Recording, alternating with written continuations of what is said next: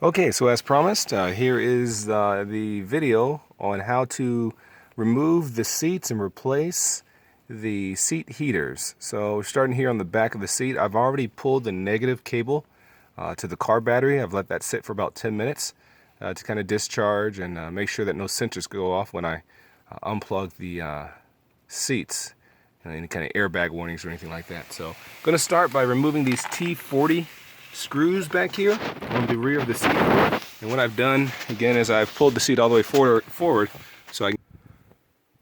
Okay, so these little buggers were a little hard to get out.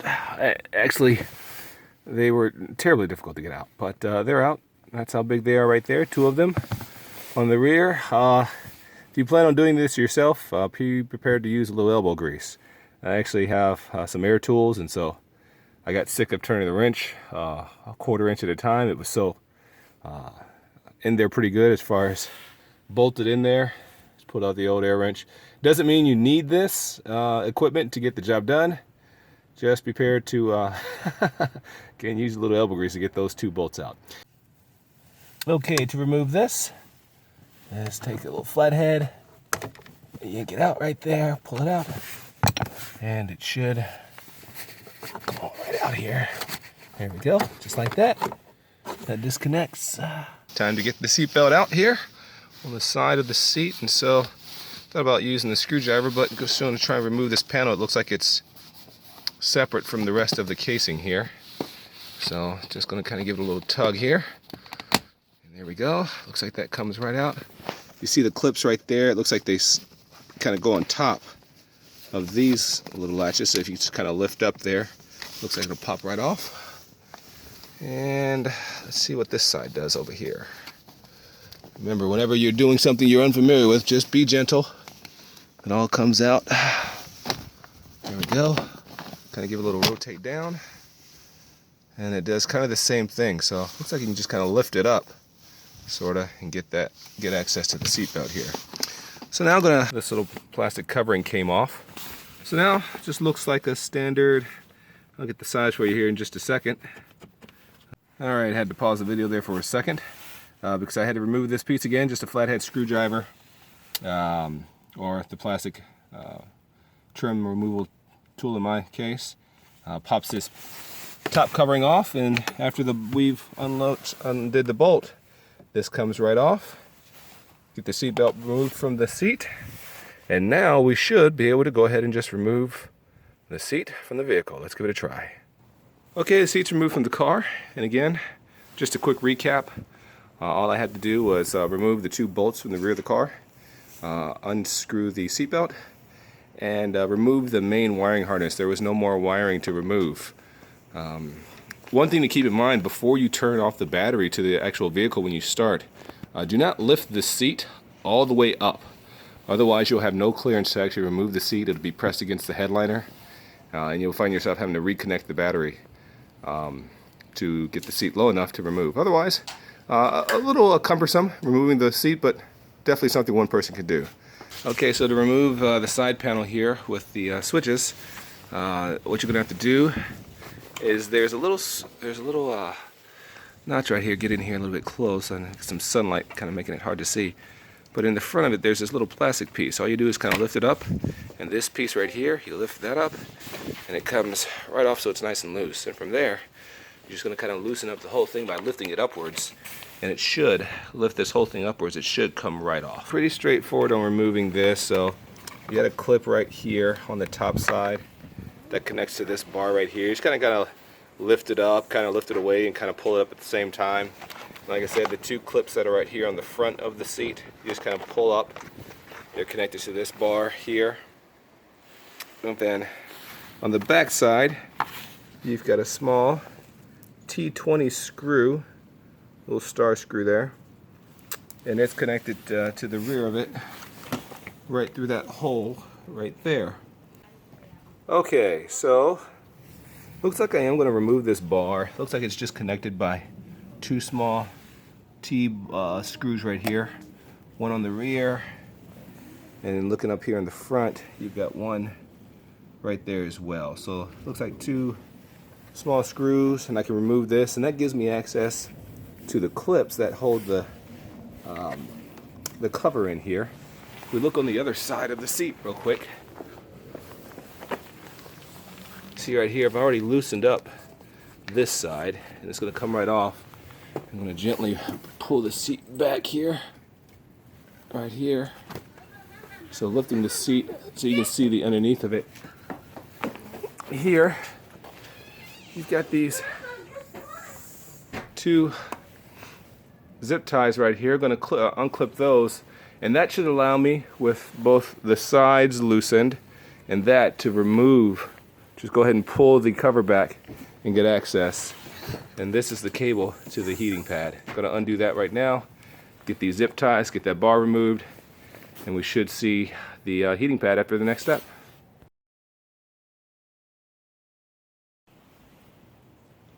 So I did end up removing the main cushion from the actual seat itself. And the reason I did that is because once I actually lifted this side, or these sides up, I noticed we've got these hog rings. These hog rings are little rings basically attaching this cover to the pad. Here's another couple where these plastic hooks are not. So again, here's the cabling to the heating pad, which goes in there. And to remove the pad, once I got all these plastic pieces off, there were just 4 more on the back side here, these plastic pieces. Once I loosened these, the pad came right off. It's very easy to remove from the actual seat itself.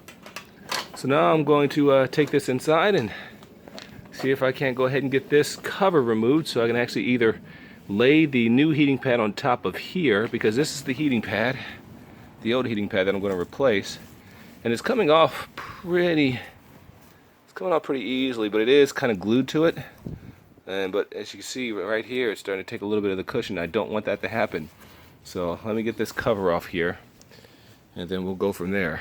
Figure out how to get this thing wrapped up.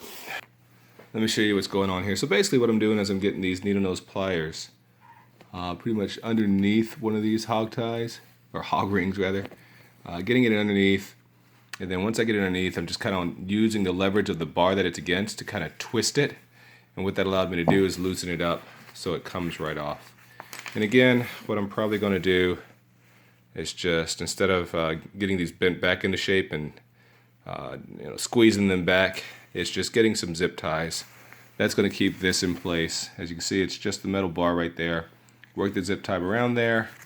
That way I can strap that back down when I'm done. So I'm going to go ahead and remove these hog rings. I imagine when you wonder, why does this cost so much in labor, getting the actual seat out, and the 2 bolts, undoing the wiring, removing the little plastic covers to get access to this, and getting this cover off the vehicle, off the seat itself, that's literally no more than 30 minutes of your time from start to that point. This seems to be the annoying part here that's going to take some time. Getting these hog rings off, and I have 6 on these each side. I probably have at least 4 on the cushion itself. So you're looking at about 10 hog rings I'm probably going to have to remove here, if not a few more. So that can be not difficult, but a little laborious. And then you have to kind of work off the foam, off the pad, the heating pad, off the foam itself. So I think that's where the labor's at. But again, none of this is actually too difficult. It's just time consuming. I figure once I'm done with all of this, it's probably going to set me back about an hour and a half per seat. So removing these hog ties is a bit like a game of operation here. You've got to get in with some needle nose pliers or any kind of tool that will suffice, and get in there and kind of remove those things. Give them a good twist. That's what I've been doing. These are far more annoying than I thought it would be originally. So here's how many I've removed so far. Probably close to 20 so far, and I still have about 2 or 3 more to go. Looking at this so far though, I've been able to get the majority of them off. And so as you see here, here's one that I kind of left in place. They just clip around the piece of the cover, and then there's a metal rail that goes on the actual seat cover. And so that's what keeps them together. But again, zip tie will serve the same purpose. And so that's the route I'm going to go when it comes to reinstalling this. That way if I ever need to get back in here for any reason, it's just a good pair of snips and about 3 minutes of my time, as opposed to, well, I've been doing this for a little over 20 minutes now. Like I said, I still have 3 more to go on this side, and then I should be able to take this cover off and get access to the heater. So almost there. Great googly moogly. Finally got it removed. So again, once you get these plastic little end clips off, it's removing all of the horrible, terrible hog rings. And so again, about 20 of them or so. There were, let's see here, 1, 2, 3, 4, 5, 6, 7, 8, 9, 10, 11, 12, 13, 14, 15, 16, 17, 18. 18 plus 6, 24 hog rings, and I never want to see them again. And fortunately I won't. So this is the old seat heater right here. It is glued to the cover, and so in some places it peels off pretty nicely, but in other places it starts eating at this. So what I'm going to do is try nice and slow, try and remove this so I don't start doing this right here. If it gets to a point where it looks like I can't, there is some adhesive remover that you can use, but if it gets silly, what I'm going to do is just kind of leave this on the current pad and then place the new pad on top of it. So at this point, this is pretty much, you choose the path you want to go with, whether you want to lay the new piece on top and just go with it, or attempt to remove this old one and do it that way. Of course, the discretion is yours, but let me see how far I can get and move on from there. Alright, that took all of about 60 seconds to go ahead and kind of loosen the adhesive and pull this nice and slow. What I ended up doing is just slicing the bolster edges, because these weren't coming out very well. They were taking a lot of the seat with it, and I didn't want to damage anymore. I don't have the adhesive remover I need to get this part done. The bottom didn't really take much of the seat at all, didn't cause too much damage at all. So I just basically sliced those ends from the bolster, from the main pad, and out the old one goes, and in the new one is about to come. So again, this is the one that I picked up from Saab Parts.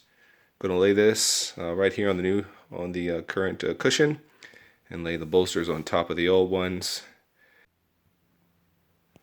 Alright, so I've started laying in the seat again, and instead of using hog rings again, what I've done is gotten zip ties where those hog rings used to be at, lined them up, and so what I'm going to do now is cinch them down and then trim the edges here, trim the ends of the zip ties, and that will do the same job that the hog rings did, but it's going to be a lot easier if I ever need to take it out. Hopefully I won't ever have to do that, but A, it makes it easier to take it out, but B, it just makes it easier to install as well.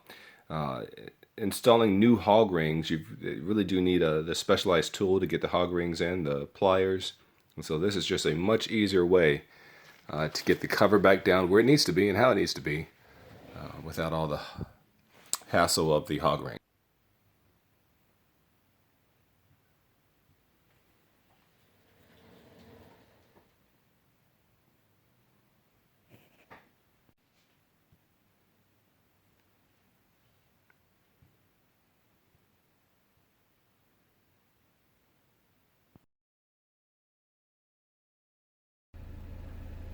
So the seat's now installed, and the seat heater has been on for about 5 minutes now, and it is nice and warm. It is not shut off once. I have it on all 3. So good news, the bottom heater was the culprit. It was causing it to cycle off every 1 or 2 minutes. So thank goodness now I'll have a warm seat whenever I want, as much as I want. And so to recap, again, the seat is now installed. I need to finish installing the seat belt here. But it was very easy to remove this seat. Just the 2 bolts. Just the 2 bolts on the rear, the main harness that's underneath, the wiring harness, and then the seat belt here, which I need to reinstall. All very simple. Once you disconnect those, the seat comes right out. From there, you're going to be removing this portion. Again, just follow the steps, very straightforward. Just lift this piece more or less up and it'll come right out. Start at the front here pieces, and then this part right here, and then the screw in the back, and it comes right out. From there you'll loosen the seat cover with the plastic surrounds, and then you'll have to deal with the hog rings. Again, that was the most time-consuming portion of this whole process. But as a whole, removing this seat, getting the seat heater removed or reinstalled, and then getting the seat back in the car and getting up and running should take you no more than 2 hours. Even if you're kind of going at this without the video instructions, it's all pretty straightforward. The hog rings, you're going to need a couple sets of needle nose pliers. Just give them a good twist against the bar that they're installed on. And as you notice in the video, I used zip ties for the reinstallation, and that did the trick. Works great, just as effective as the hog rings, without all the pain of having to remove them in the future if need be. So hope this video helps you out and saves you a few bucks when it comes to replacing your seat heaters on your NG Saab 9.5.